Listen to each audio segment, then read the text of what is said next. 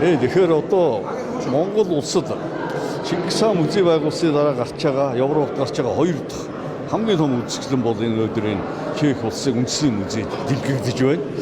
Хоёр ерөнхийлөгч, хоёр улсын ерөнхийлөгч энэ үйл ажиллагаанд ач холбогдол өгч Эвелдор энэ үзэсгэлэн зохион байгуулж байгаа юм.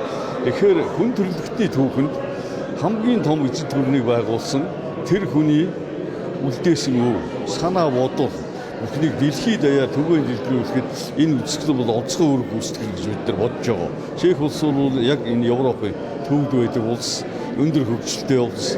Энэ одоо Францад гарч ирсэн Чингис хаан үзэсгэлэнгээс илүү өргөн хүрээ хамарсан, илүү том ийм үзэсгэлэн болж байгаа. Тэгэхээр том талбай өвч, том үзүүрийн өвч, том ийм учраас Европ дахинных хамгийн ихний ээлжинд Монгол улсын дундад 100-ны үеийн түүхээс бол өргөн их мэдлэгийг хүлээж авах хаа гэж найдаж байгаамаа.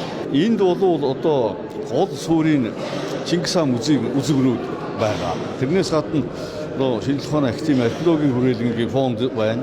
За Европын томоохон музейнүүдэд байгаа одоо дундад 100-ны үеийн түүхтэй холбоотой бичиг баримт 40 тавигдсан байгаа.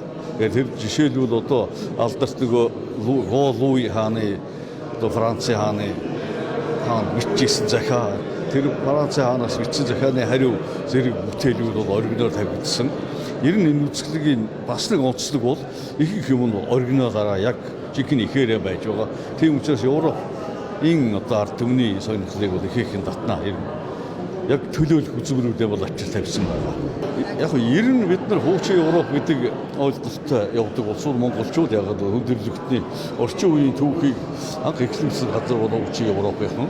Тэгэхээр Европ бол газар нутаг багч гэсэн энэ дэлхий дахинд эзэлж байгаа ялангуяа соёл, шинжлэх ухаан, боловсролын салбарт эзэлж байгаа өнөөдрийн байр суурь явж ирсэн түүхээрээ аваад үзэх юм бол дэлхий тэргүүлэх соёлын хэсэг бол Европт байдаг.